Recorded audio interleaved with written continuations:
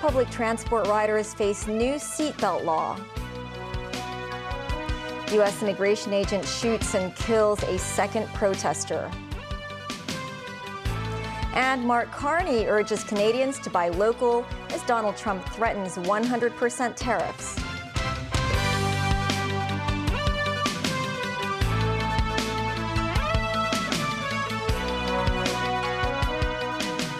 Hello and welcome to TVB News. I'm Melissa Hekalea.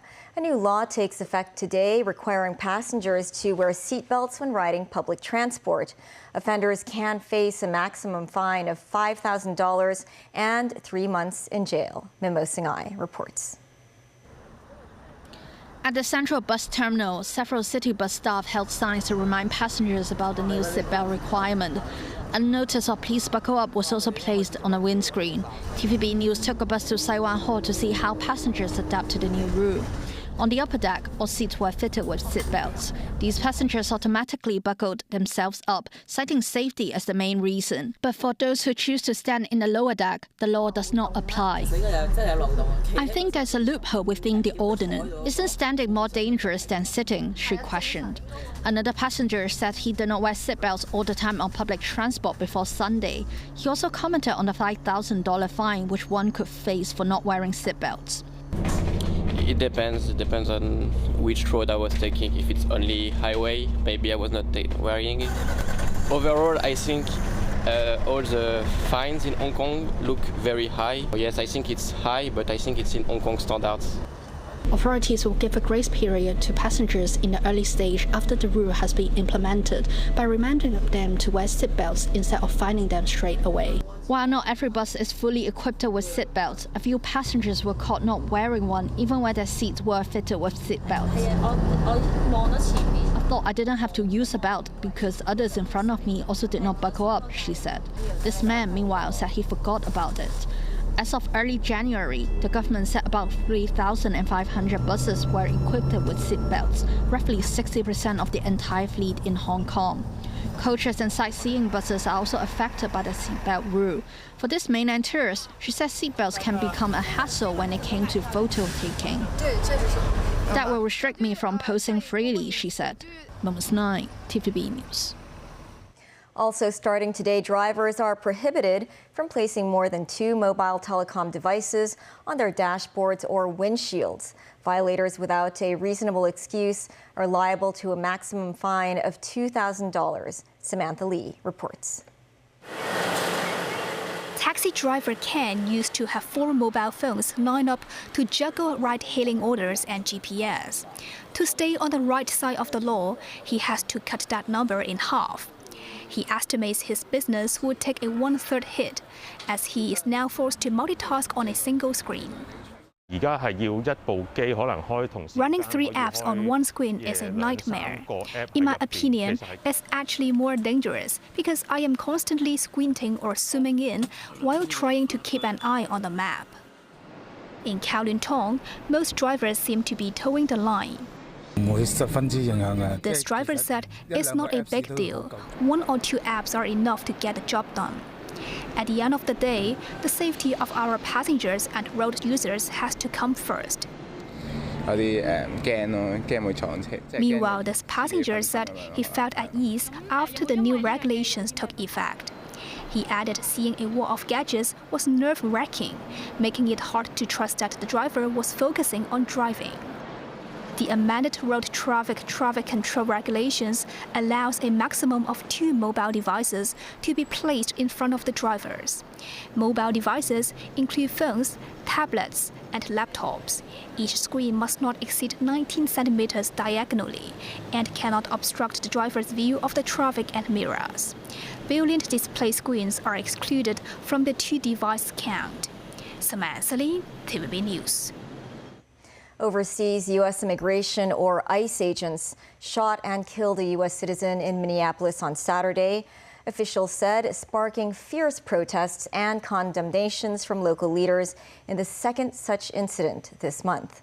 The Department of Homeland Security described it as an attack against federal officers.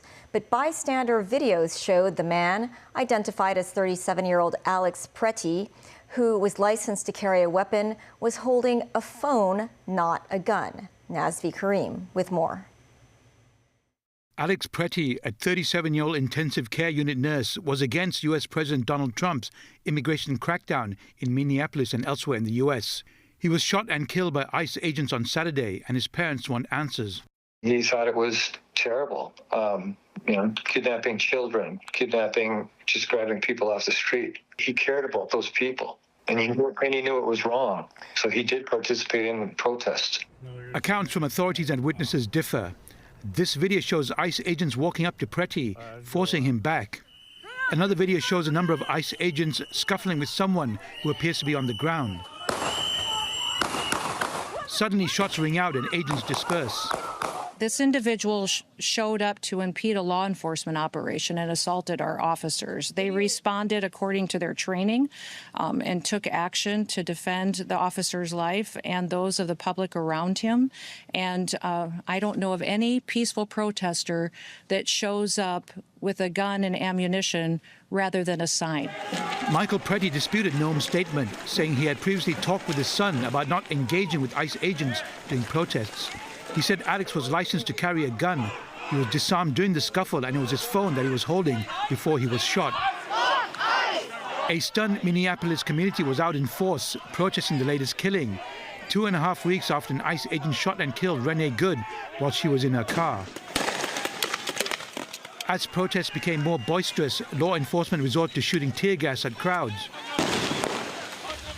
An ad hoc memorial was set up in Minneapolis in tribute to Pretty. Minnesota Governor Tim Walz, a Democrat who has activated the National Guard, said he spoke to Trump. He said the federal government cannot be trusted to carry out any investigation. As I said last week, this federal occupation of Minnesota long ago stopped being a matter of immigration enforcement. It's a campaign of organized brutality against the people of our state. And today that campaign claimed another life.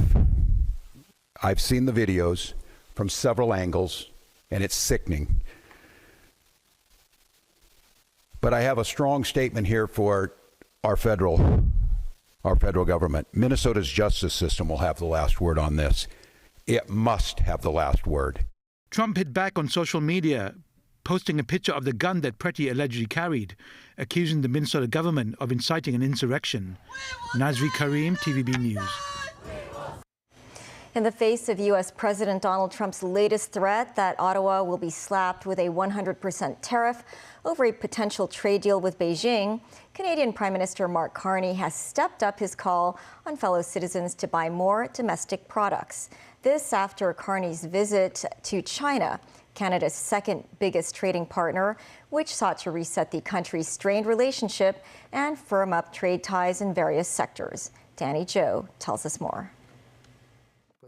Donald Trump warned in the Truth Social post on Saturday that China will eat Canada alive, completely devour it, including the destruction of their businesses, social fabric, and general way of life. He has threatened to immediately impose a heavy levy of 100% on all Canadian goods and products if a deal is reached between Ottawa and Beijing. Calling the Canadian leader governor, a reference to his rhetoric of making Canada the 51st state of the U.S., Trump claimed Mark Carney would be sorely mistaken if he thinks it's going to make Canada a drop-off port for China to send goods and products into the United States. Just a week ago, the U.S. president expressed support for Carney on a trade agreement with China. Carney addressed in the video on Saturday that Canada's economy is under threat from abroad, while renewing his push for buying local and a more diversified trade. We can't control what other nations do. We can be our own best customer. We'll buy Canadian, we'll build Canadian. Carney recently made the remarks that tariffs have been used as a tool of coercion by certain large powers, as he urged nations to develop greater strategic autonomy. Earlier this month, he announced a preliminary deal was reached between Canada and China to remove trade barriers and bring down tariffs. U.S. Commerce Secretary Howard Lutnick indicated in an interview that the deal could become an issue over revamping of the U.S.-Mexico-Canada trade negotiations scheduled for this summer. Officials in Beijing have repeatedly stressed that there is no winner in a trade war or tariff war, and that protectionism is a dead end. They said decoupling only leads to self-isolation, and economic oppression and coercion would not provide any solution to the problem. Danny Zhou, TVB News. The USS Cincinnati made a port call at the Ream Naval Base in southwest Cambodia on Saturday. This marks the first time that a U.S. Navy warship has visited the facility since its renovation and reopening last year. A Royal Cambodian Navy delegation welcomed the littoral combat ship that was docking at one of Ream's piers. The port call coincided with a meeting between the commander of the U.S. Indo-Pacific Command, Samuel Paparo, and Cambodia's defense chief, Thea Seha. While China largely funded the base's upgrades, including a new pier and dry dock, Cambodian authorities have consistently denied the country was granted exclusive access to the facility. The deputy commander of Ream stated that the port is open for all foreign vessels to enter. A statement by the Cambodian Navy said around 37 U.S. warships had visited Cambodian facilities and that the Cincinnati's arrival is an opportunity for the two countries' future cooperation, especially related to human resource training. And still ahead, Arctic storm blasts American states.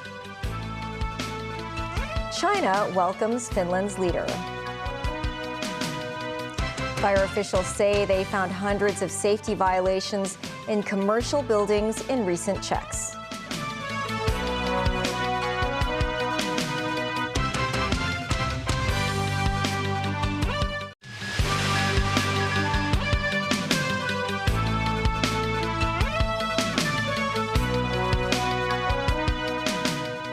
Welcome back. Thousands of flights across the U.S. were canceled over the weekend as a monstrous storm started to wreak havoc across much of the country, knocking out power and snarling major roadways with dangerous ice. Widespread heavy snow, sleet, and freezing rain threatened nearly 180 million people, more than half the U.S. population. Nazvi Karim has details. It's not so much the snow that's the problem during this extreme winter storm in the U.S. It's the ice. And we're not talking about customs agents. Actual ice, frozen water that is making this weather system different and more dangerous. The winter storms affecting around 180 million people from New Mexico to New England are followed by extreme cold weather that stays around longer than usual. This creates icy conditions, making cleanup and relief efforts more difficult and hazardous. Some meteorologists liken it to a hurricane. Snow cannot bring down power lines, but ice can, with more than 120,000 affected by power cuts, mostly in Texas and Louisiana. New York City Mayor Zohran Mamdani asked residents to stay off the roads. This will not just be snow. This storm will also bring with it intense cold, a prolonged period of frigid temperatures that will last through the next week. Frankly, it will be colder than any sustained period that New York has experienced in about 8 years. But New York, whatever comes for it, this city is ready. In Chicago, Illinois, workers from the nonprofit The Orange Tent Project went out to check on those who did not or could not seek shelter, even as their own volunteers struggled in the cold. In Jackson, Mississippi, nonprofit Shower Power raced to set up a new cold-resistant shelter ahead of the impending storm. The shelter can hold 75 people, and the group is working to ensure no one is left outside. In Oklahoma City, authorities treated roads with brine to counter the effects of slippery ice. Schools out in many Midwestern cities, with the deep freeze turning Lake Michigan into ice and sludge. Nazvi Karim, TVB News. Ukraine and Russia ended a second day of U.S. brokered talks in Abu Dhabi on Saturday without a deal, but future meetings are considered. This after overnight Russian airstrikes knocked out power for over 1 million Ukrainians amid sub-zero winter cold. Consumers in the Chernihiv region, including the regional center, remain without electricity after a Russian strike on critical infrastructure. Municipal workers deployed power generators across the city to restore energy supply. In Kharkiv, overnight Russian attacks injured at least 19 people and damaged a number of residential buildings. Several hospitals were among those damaged, while some people were trapped under the rubble. With cooking gas scarce and electricity largely absent, families across war-ravaged Gaza rely on wood to cook meals and stay warm through winter nights. Hundreds of thousands of Palestinians are sheltering in tent camps or damaged buildings, exposed to cold, wet conditions as temperatures drop below 10 degrees Celsius at night. Men bend over piles of splinted wood, sawing and chopping by hand before sorting the pieces into bags. The shortage of wood has driven some residents to risk their lives crossing the yellow line into Israeli-controlled areas to gather scraps. The scarcity is hitting aid operations as well. At a soup kitchen, staff scramble daily to secure enough firewood to keep pots boiling for displaced families. And Finnish Prime Minister Petteri Orpo has landed in the Chinese capital for a state visit from January 25th to 28th at the invitation of Premier Li Qiang. Beijing says it stands ready to elevate bilateral relations to a new height, maintain close high-level exchanges, and foster mutual understanding and collaboration in multilateral affairs. Orpo will meet President Xi Jinping and hold separate talks with Premier Li and Zhao Leiji, chairman of the National People's Congress Standing Committee, to exchange views on their ties as well as issues of common concern. The two countries' bilateral trade topped $8 billion in value last year, with mutual investment stock exceeding $23 billion. China and Finland are slated to sign a memorandum of understanding, strengthening the work of their Committee for Innovative Business Cooperation, according to the Ministry of Commerce. Executives from over 20 Finnish companies spanning machinery, forestry, innovation, clean energy, and food are accompanying Orpo during the visit. A slew of business cooperation agreements are expected to be signed between enterprises from both sides. The Fire Services Department on Sunday said it has identified nearly 260 fire safety violations at Hong Kong's commercial buildings that are regarded as high risk. Mimo Singhai reports. The department has completed inspection operations at more than 100 high-risk commercial buildings since the Taipo fire tragedy in November. Speaking to the media on Sunday, the department said they had deployed plainclothes officers to revisit 36 of the inspected buildings in the past 2 weeks and discovered 259 fire safety violations. Authorities issued 70 fire hazard abatement notices in the process, involving aspects such as obstructing fire eviction paths and not shutting fire doors. Since the establishment of the department's 4 district public safety teams in 2025, fire services officers have inspected more than 1,300 buildings and issued over 4,000 fire hazard abatement notices. They also prosecuted 335 buildings. Authorities added that they will create a map of fire hazards through big data collected in the districts to help them formulate contingency measures. Mums 9, TVB News. Financial Secretary Paul Chan concluded his trip to the 2026 World Economic Forum in Davos, Switzerland. He noted that many global leaders were positive about developments in the Chinese mainland and Hong Kong. Writing on his weekly blog, the finance chief said this year's summit brought together some 3,000 political and business leaders across the globe. During the annual meeting, Paul Chan spoke with a number of key figures, such as WTO Director General Ngozi Okonjo-Iweala, Prime Minister of Canada Mark Carney, and NVIDIA CEO Jensen Huang. Chan said while global fragmentation was more pronounced than ever this year, most of the nations agree that the world cannot afford to slide back into the law of the jungle. He said the steady inflow of capital and resilient market performance in Hong Kong have caught the eye of leaders at the forum, many of whom expressed interest in the city's economic development. That's the news. Thanks for watching. Bye for now.